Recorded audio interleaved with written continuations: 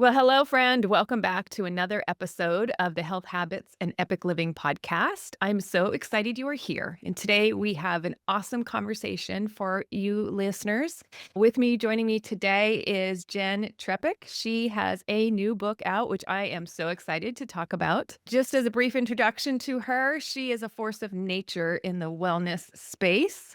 She is a health and lifestyle coach, podcaster, and consultant. She grew up on the skinny side, but later had some weight issues, which helped her really understand weight management so that she learned this space and what's worked for her. And through all her research, all that she's done and coaching clients, she's here to help women really understand how to be metabolically fit, how to be healthy. And I'd love to get into this. We'll get there, Jenn, but talk about, the difference between healthy and skinny. I think women still get their minds wrapped up about like skinny is healthy, and that's not always the case. So I know we are going to have a delightful conversation today. So welcome in, Jenn. Thank you, Sherry. I'm excited to be here to chat with you again. I know it was a little over a year ago, that we last spoke. And so should we start with this healthy but skinny thing? We can actually like that because I think a lot of times when I'm talking about metabolically health and losing weight, not everybody needs to lose weight, but Totally. a lot of people do. We know that there's kind of a epidemic about that around the country, but I just think women will hear weight loss and they instantly think skinny. And I know you and Yeah. I are on this mission. It's not to create skinny people. It's to create metabolically fit people, people who can function in their 70s, 80s, and love their life along the way. And so I'd love to get your take on what do you think about skinny versus healthy? Yeah. So one sentence, there are zero diseases that exist only in bigger bodies. So full stop, the size of your body does not determine your health or health outcomes. Period. We have this perception that if someone is in a physically smaller body, they must be healthier. And that is one of the most misguided beliefs that people hold. And there's a whole host of social implications, right? Financial implications of living in a bigger body. But when it comes to our health, when it comes to our health outcomes, the size of your body or the number on the scale are not the determining factors. And most of the time, we can even just say, so 88% of the population in the US is not metabolically well. What that means is that they do not metabolize food well. They do not take in and utilize nutrients well. And then that snowballs into a whole host of diseases and diagnoses and things like that. For some people, it ends up manifesting first in their blood sugar. For other people, it's in their cardiovascular health and cholesterol. For other people, it's a different organ. Your diagnosis is based on whatever organ system failed first, but the entire body is connected. And just because we maybe have been diagnosed with high cholesterol does not mean that your liver and your kidney and everything else are fine and it's just this one thing, because everything in the body is connected. So it is systemic, it is system-wide. And we end up with these diagnoses based on the organ that has failed first. And so it really serves us to understand that all health or disease starts with our body's capacity to do what it's supposed to do, which requires nutrients and inputs and translating that into energy and tissue and neurotransmitters and hormones and all of the other pieces. So skinny doesn't actually tell us anything about our health. And by that token, neither does carrying excess fat. I love how you said that. And I remember on the last time you were on the podcast, we had this big discussion around BMI and what a terrible Yes. marker that is for health. It doesn't tell you anything. And, Yeah. yeah. So we don't need to rehash that. They could go back to the podcast from Yeah. a little over a year, 2 years ago to drum up that information. But you're right. It's not like cancer just affects overweight people. It affects thin people too. And some people may say, well, I get it. But then I just want to ask, what are your actions Are they supporting this thin equals healthy? Because if you're stepping on the scale every day and you're monitoring your weight, your gravitational pull on your body, so, the taller you are, the more of the gravitational pull there will be because you have more mass, right? Like, there's just certain factors that will make the number be bigger or higher that doesn't equate to less health. So, I just Right. really want people to hear that because I'm sure in your coaching program as well as in my coaching program, I still have women who, like, are married to this scale and this number on the scale. I use the same statistic you're looking at in that same study, the Yep. 88% who are not metabolically healthy, Yep. not, right? And we look at the number on the scale, that's not one of the metrics for metabolically healthy. Right. And it's so interesting because I can appreciate that at times in our lives, we used how we looked in our clothes or how we looked in a swimsuit as that metric, as that self check, right? I think that's often what happens in our 20s or so, maybe even in our 30s. But there is a point where we shift into recognizing that health and vitality and longevity is really the objective over the aesthetic. Because the truth is, you could be smaller. You could end up with a lower number on that scale and do that in a way such that it takes away from health and vitality and longevity.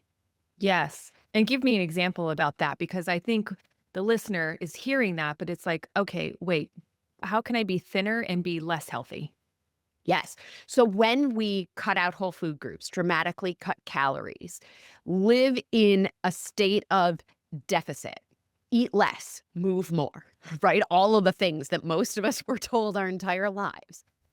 What happens when the scale goes down is that what we are losing is water, muscle, and bone. Losing muscle and bone, frankly, water too, because our body needs hydration. Hydration is also about more than just water, but losing those things deteriorates health. Muscle is your longevity organ. It's not an organ, but it acts like one, right? When it comes to our longevity, bone and bone density, bone mass is critical. I can't remember the exact statistic, but I want to say if we break a hip due to osteoporosis, we have an increased likelihood of death of over 30% in 1 year following the break and over 60% in 2 years following the break. Losing muscle and bone is the opposite of health. So we can make the number on the scale go down.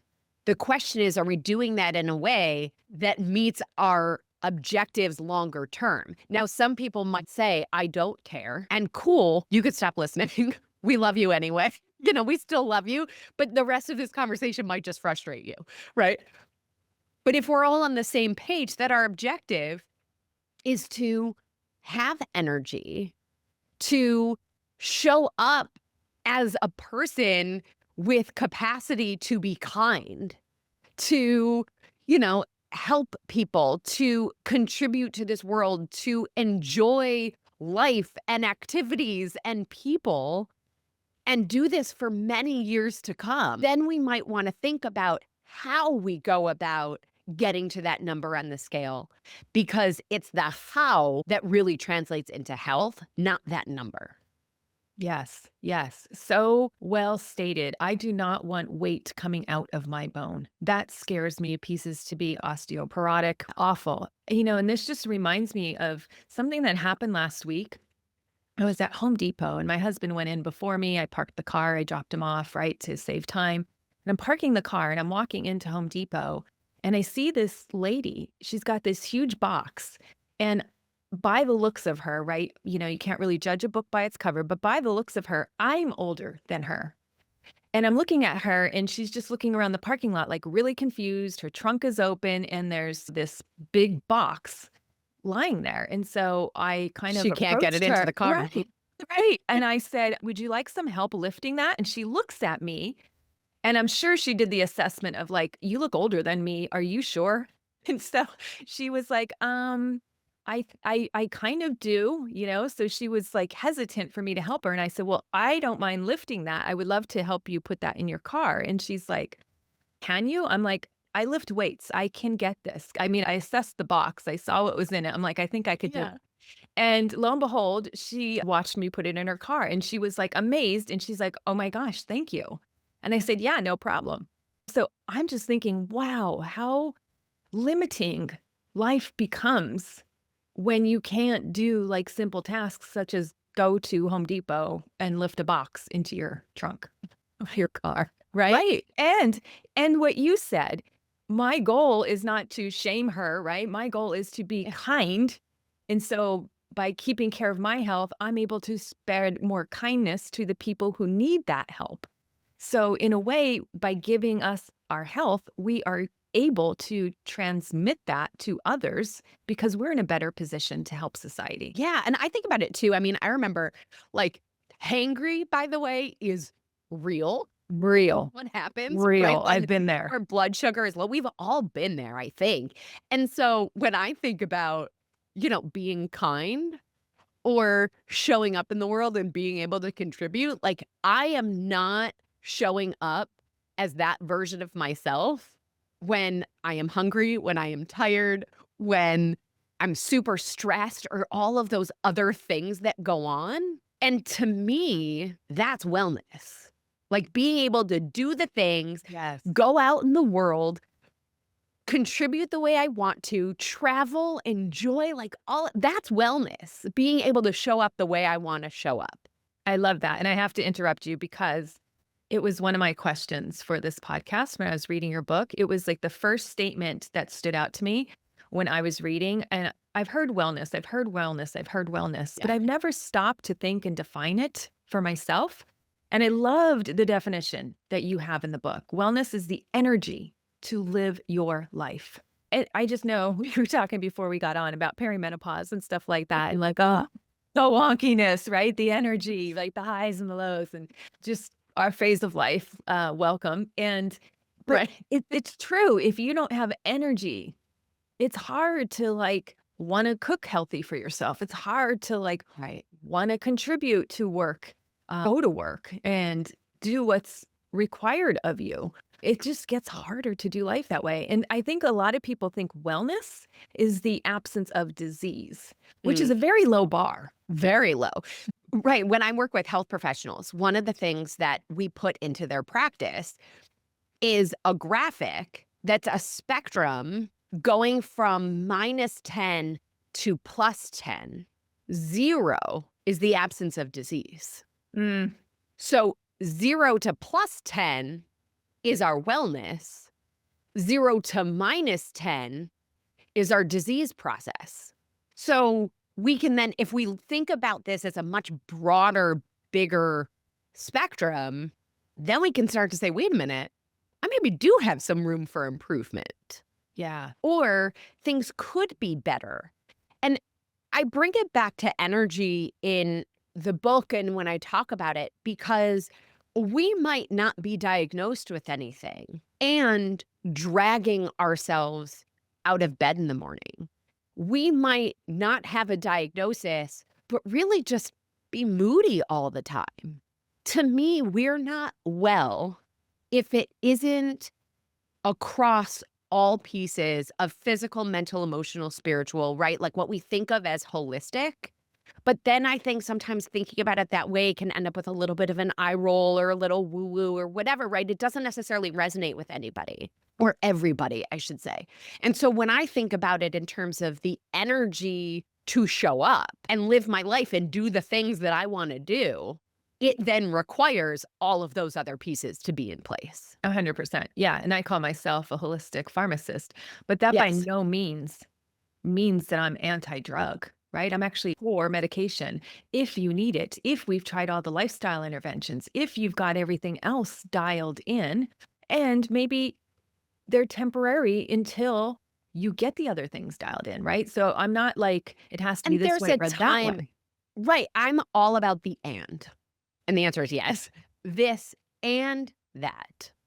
There are times for pharmaceutical interventions. There are times for nutraceutical interventions, lifestyle interventions.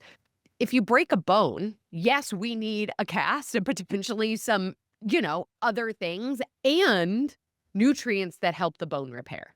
To me, modern medicine is an absolute miracle. And nothing we talk about takes that away. It's more to me about recognizing that modern medicine is about disease states, disease processes, and symptoms that 0 to -10 Yes. versus the 0 to +10. That's how we live our lives. That's the little, seemingly little stuff that we do every single day. How we fuel, how we move, how we manage our stress. What are we drinking? How much are we drinking? Getting those micronutrients as well. How are we connecting and finding purpose in our lives? Right? All of those other things that we think are so little and secondary, Yes. but are really the needle movers. For sure, because you can dial in the greatest pharmaceuticals and yeah, but if you're not looking at how are you loving and being loved, right? Like loneliness, we know loneliness, some studies show that it was equivalent to like Yeah. 15 cigarettes a day. Like that's Yeah. the take. It took 7 years off of your lifespan if you were lonely. Yeah. If you didn't feel love and were able to give love, like that's just part of the human condition. And I think these softer skills, which are harder to measure, quite honestly, that's why they haven't made it into Western med. And Western medicine has other attributes and diagnostic equipment and things Yep. that we can't get from our neighbor, right? But these other things that we could get in Yeah. society and from our neighbor, we're not going to pay for that generally at the doctor's office. And when we talk about wellness, I used to work in a hospital, so I just remember seeing all the patients that come out of a hospital, and, if you drive by a clinic or a hospital, a lot of these patients aren't, like, doing cartwheels coming out and jumping Right. for joy. They're coming out in wheelchairs, on crutches, so, like, we fix them up, but, they're not, like, epically living. Energy is flowing, the sky is parting, right? Like, they're not on a high, they're just like, "Thank God I didn't die," right? Like, which is a Right. different barometer, or, "Thank God that surgery was available to me and it's now gonna help me, but there's so much more to my recovery that's on me." And I love in the book that you talked about this concept of, like, health is our responsibility. Yes. Yes, we utilize coaches. Yes, we utilize therapists. Yes, we utilize pharmaceuticals. Yes, we utilize casts. Yes, we utilize MRI machines and CT scans and doctors and people with the knowledge and hormone replacement therapy and all the things. But ultimately, there's not somebody out there saying, Sherry, Jen, come on my office. I see you're operating at a 5 when you should be operating at Right. 10, right? Like that's our responsibility to say, wait, I know I could be doing better. I know I could be feeling better. I know I could be doing stuff.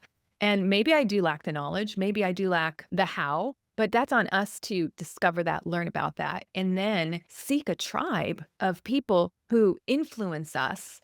I don't want to say convince us because I don't want to convince Mm-mm. anybody. Don't work with me if you want me to convince you. That's not going to work well.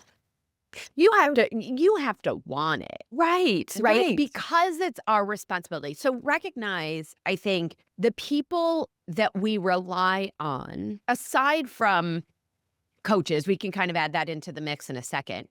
If our assumption is that our doctors will keep us well, then let's just take a look at that objectively and say, well, what are they measuring? They are measuring for disease process. They are measuring for imbalance to find disease or fight disease or manage symptoms. And half of the time, slash almost all the time, what our doctors do becomes a function of what health insurance will pay for. So 100%. now health insurance is actually determining Yes. your health if we are 100% outsourcing it to all of these other people. And if Yeah. we sit here and say, well, unless the doctor says something's wrong, I'm not going to do anything, fine. You will wait until you get to the point where your only option is to rely on some of these other interventions that work faster and manage a disease process or manage symptoms rather than addressing the underlying root cause to prevent, to show up with that energy. You know, Right. what's that old saying, like, we make time for our health, or eventually we'll have to make time for disease? You know, whatever that old quote is. But that's kind of, if we're always relying on these other people or other experts to tell us when we need to do something, that is a reactive state. You could choose that. Or you could choose to say, I know something's off because I don't enjoy getting out of bed in the morning, because I have to pull myself up, because I have to convince myself to do things all day long, because I am exhausted at 3 o'clock. I could fall asleep for the night at 7, and then at 11 o'clock midnight, I am wide awake. Like, we know when something's off. And a lot of times that is way before it shows up in a blood test that our doctor can do. Yeah. Yes. We know ourselves very well. Like you said, just to expand upon that, I know going to some Western medical docs because I had insurance, right? So I want my labs covered by insurance. You get the labs back and you're like, well, nothing's wrong. You're fine. And you get dismissed and you don't feel like, wow, they really heard me. I'm not feeling fine. Thank goodness there's this whole movement to talk about perimenopause because my Right. mom didn't know anything, right? We're Right. kind of the first generation, I think, shedding so much light to it because we're Totally. sick of silencing ourselves. And now And we it's have interesting, like, more data. right. And on that token, to your point, like, the doctor will say, you're fine. And you go, okay. And I say to my clients, but what was the number? Right. If we're in this, especially metabolic health, we talk a lot, not just about, the cholesterol, cardiovascular side, but also the blood sugar side. So, well, what was the fasting glucose? What Oh, was yeah. the A1C? Yeah. I want to know not just that you were in some range that they have decided is quote unquote normal. I want to know what the number actually was so that we can respond to the facts rather than the judgment of that range. Because the normal quote unquote range in Western medicine is based on typical people your age, maybe and gender, but your age, which normal doesn't necessarily translate into well either. So No, not when 88% of the people are metabolically right, unhealthy, and I don't wanna be compared to that. I wanna be compared to optimal health, and you're right, it's not right, optimal levels, it's average levels, and right. And average is knowing kind of what scary right our now. normal is too. Yes, true. Right. So often, even for women saying, okay, you don't need a mammogram until. Well, would it not be helpful to get a baseline, to know what our normal is, Oh, to that know gets what me with our the body DEXA looks scan. like? Oh, Oof. yeah, the DEXA Yes, scan. that's The it. Yeah. insurance won't pay for it until you're this age. Well, you make your Right. peak bone mass in your 20s. It would be so good if we had that as baseline. I hear you. Right. Right. So it's all of these little things that come back to your point of that ownership of our health Yes. is ours.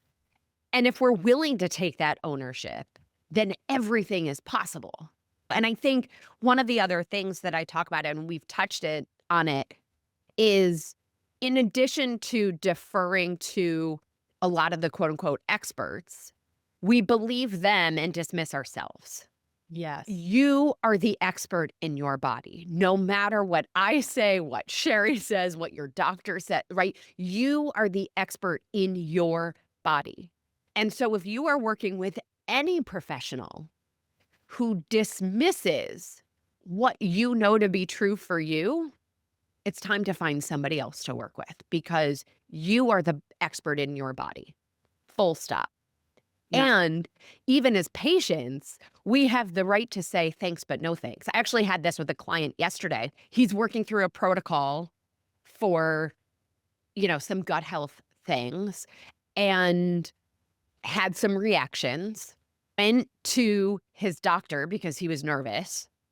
The doctor wanted to do 2 different types of scans and then gave him an antibiotic. And I said, well, what's the antibiotic for? I said, is it precautionary? Like, why are we taking the antibiotic? And he said, well, the scans are precautionary. I said, if there isn't a bacteria, the antibiotic could create more of a challenge that we then need to repair, because part of all of this was a focus on what's happening in his gut. And he said to me, well, I can't tell the doctor I'm not going to take it. Oh, And this is something he and I work through all the time. I let him, didn't say anything. He was thinking through a few things anyway. And then he sent me a message a couple hours later and said, the doctor agreed. I don't need to take the antibiotic. It could be counterproductive. Let's see what the scans say. wow. And so sometimes it takes us to push back a little bit and ask some questions. Be willing to be your own advocate in that way. Or work with somebody who can help you figure out what those questions are to ask, especially Sherry with your background in pharmacy, like to have you in your back pocket to be able to say, okay, what am I going to ask? Like, what else do I not know about this situation that might be helpful? So true. I've coached so many women already on, hey, I don't know if I'm the right age for hormone replacement therapy. Did I miss the boat? I hear about this 10-year window, right? Or I want insurance to cover it. And I'm hearing about compound or what's bioidentical and what's not. And I had this one lady who's like, her doctor put her on hormone replacement therapy. And I said, okay, what are you on? And she said, bioidentical hormone replacement therapy. That's what my doctor said. I said, okay, just make sure it's bioidentical. And she goes, how will I know? And I said, well, tell me the name of the product or take a picture and text it Yeah. to me. So she takes a picture and texts it to me. I'm like, this is not bioidentical. And when she called the doctor's office and said that she's not on a bioidentical, the doctor's office said, yes, you are. So I had to educate her to educate the doctor's whole entire staff and the doctor. Right. Because they were using a synthetic version, not a bioidentical version. And it was important to her for safety concerns, right? That she was on a bioidentical. Yeah. So even though, hey, we're all flawed, I don't know everything. No. Correct me but I'm humble enough to receive the feedback and the correction, and I will apologize for it and certainly Totally. own it, right? And I just want to educate others so that we're not dispelling misinformation or inaccurate information. And so 1,000%. all the time I deal with this, and I did in practice, is like calling doctors back and saying, are you sure you wanted to do this? This looks like a safer option. I wrote a textbook Right. of 2,000 plus medications, so I know a lot about medication, and that's not everybody's specialty. I get it. I get it. Yeah. Yeah. But advocating for Yeah. yourself is critical. And I've shared, Jen, on this podcast, even the past year of me finding people to help me with my struggles during perimenopause and all my symptoms and wanting to get to the root cause. And I shared with my audience, I've fired at least 5 or 6 physicians that Yeah. I'm like, yeah, I won't be back. This doesn't work for me. And I don't believe in the philosophy that you're following. And the crazy thing is I go in with these studies, like 16 pages of documents and, studies and say, this is why I want to be on this one. And here's why. And I go in with the evidence. And I only had one doctor take those studies from me and read them and want to read them. Everybody else just like looks at me as like I'm a crazy woman. Go ahead. It's Mhm. my health. It's important for me to advocate for it. And it's important to me that I want to live healthy, strong in my 90s. I really Yeah. do. Yeah. So if you want to look at Absolutely. me like I'm an alien from outer space, bring it. Just bring it Right. because here I Yeah. am. I can take it. I'm a big girl. I could take it. So I Absolutely. just love it that we are advocating for the listener that you can do that too. And you can question and you can say, hey, here's what I'm thinking. What do you think? And it's not an attack. I don't do it in a disrespectful manner. It's not an attack. It's like, here's how I educated myself. It's way beyond Google. Like I've actually dug Right. into the research. And I will actually give articles to some of my clients who feel like they want to have that discussion with their provider or maybe find a new one. But you're right. That's the Absolutely. nice thing is we have that autonomy. And I don't know if we knew that that was available to a lot of us, but it is. Yeah. And I think it's a progression. There's this sort of a tangent, but there's healthcare 1.0, 2.0, and now 3.0. And that idea of the doctor on the pedestal Yes. knows everything is this healthcare 1.0 thing that worked for a time Yeah. and just isn't our reality anymore. No, not with the internet and not with the amount of information coming out. I mean, Right. it's just the information age. I mean, all of us are outdated from Exactly. As regard. soon as you learn something. Right. Absolutely. All right, so as we're wrapping up, I do want to get into some Yeah. pearls. You delivered so many great pearls in the book. I just resonated with your writing style. I'm a very direct person. I like cut to the chase, give me what I need to know. You talked a lot about habits, building good habits, because if it's not going to last, it's not going to be as helpful, right? It'll be helpful, but it won't be as helpful. And we really want to get maximal benefit of the effort we put into things. So, can you give us just a few pearls on wellness strategies that you have in the book? And you could take that any way you wanna go. Yeah, I think so fundamentally, the book outlines what I call the bio stack as an alternative to the biohack, right? So we hear a lot about biohacks and all of these things. And the foundation is that we can do all the cold plunges we want. We can do all of the peptides and all the things. Those tools are by definition an incremental improvement. So if we're doing those at the expense of or instead of foundational pieces, they're not going to get us to where we want to be in the way we think they are. So, what we really need to do is put the foundation in place, put these pillars, the bio stack together.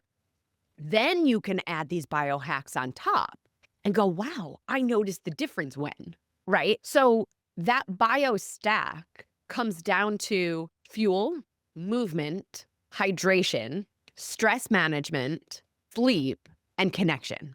Those 6 pieces. Now, within each of those, there are strategies for things that we can do. It really, and this is sort of dissatisfying, but where you start, you know. It's the one where, like, when I said the list, you went, ugh, right? That's the one that you probably want to start with.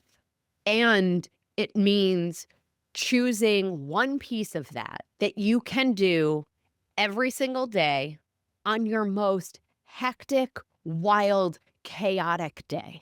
So often we build these plans for ourselves based on this textbook day that does not exist in reality or exists like once or twice a year. Right. So choosing a couple things, if we start one thing in one category is incredible and build it in so that it becomes this thing that happens whether we think about it or not, and then build the second and the third. Ultimately, our objective is to have a couple things in each category that happen every day. We get there more as a stair step than as a flipping the switch. And so what you're talking about in terms of habits, looking at what some people might call setting the bar low, I call it living in reality. And to say, I know that the piece that I can do on the fuel is a protein and fiber packed breakfast. Fantastic. Let that be the thing. I know that the thing that I can do for my stress and my sleep is not have coffee before food. Fantastic. These are all things that don't necessarily have to take inordinate amounts of time in our day, but recognizing that they are steps in the direction of our total health and well-being puts it in a place where it becomes a priority. And over time, that habit becomes something that's just what we do and how we operate. And then the inevitable outcome is living well, however you define that, and showing up however you want to show up in the world. But I think I don't even necessarily want to give you a thing to do in every category because you also have to find the thing that works for you. Like, I'm the kind of person where every time somebody says journaling, like, I kind of roll my eyes. Like, I'm not a journaler. I didn't used to be a meditator, but I worked with a meditation coach. I still see her every week because that's what helps me do that thing and include that in my life. But maybe the thing for you on the stress front is that one song that you remember from high school or college that, like, no matter what you do when you hear it, you have to sing it. Play that once a day while you empty the dishwasher or whatever it is. But finding the things that you will truly do on the most hectic day and find the consistency in there, because That's what really gets us to where we want to be. I love it. And I just had the song pop in my head. I instantly knew it. Living on a Prayer by Bon Jovi. Anytime I see Perfect. that or hear that in a bar, we're all just singing, and you just know exactly when I was born. Yeah. I love it, Jen. I love it. Well, I really appreciate you coming on the podcast to share your wisdom, empower us, inform us to live our epic wellness and our epic lives. I know you and I are so aligned in that we really want to grow that 12% number of metabolically healthy people. And so we can tamp down the 88% and get people converted over the 12% and make that number go up. So I love your mission. I love that we're so aligned. I love that we are empowering women to get involved with their health, to know what to aim for, to build healthy habits, to make it a lifestyle, and to take that ownership on. And it's so encouraging and so fun when you can do it from a fun and not deprivation, like you mentioned in the book, not about deprivation or becoming smaller or becoming skinny, like all the ways we think we have to hide, shrink, not do. No, this is about evolution and about expansion, right? So we can do more. We can lift the boxes into our trunk. We can help others. Like it's about expansion. It's not about being smaller. It's about being healthy and strong. So I love your mission. And thank you so much for coming on the podcast. And before we part, I want to give you an opportunity to tell our listeners about your wonderful podcast, your book, Uncomplicating Wellness, and where they can find you. Yes. Well, first of all, Dr. Sherry, thank you so much. I adore talking to you. Yes, my podcast is Salad with a Side of Fries. Website is asaladwithasideoffries.com. All social media, I am at Jenn Trepeck, JENNTREPECK. I really love hearing from you, so please send a message. And then, of course, the book, Uncomplicating Wellness, available wherever books are sold. A lot of people, especially internationally, Amazon tends to be easy, so you can just search for Uncomplicating Wellness there. It's a fantastic read. I highly Thank you. recommend it. Very easy to read, very actionable steps. I'm an action taker, so I really enjoy that. And I thought it was written a little bit tongue in cheek, which I appreciated. It's a bit your personality totally coming out in the book. And I'm like, Yes. yep, I hear Jen in my ear when I was reading it. So I love the Well, book. And thank you. yeah, thank you for putting out such a great wisdom for us and a great resource for us to live by. Thanks so much, Jen. Thank you, Sherry. All right, listeners, thank you for joining this awesome conversation, and I will see you next week. Thanks for listening to the Health Habits and Epic Living podcast. If you're ready to take the next step to improve your health, wellness, and lifestyle goals, head over to www.epicyou.com and sign up for my weekly newsletter. Again, that's EPICYOU.com. Please note that the information in this podcast is for educational purposes only and does not constitute medical advice.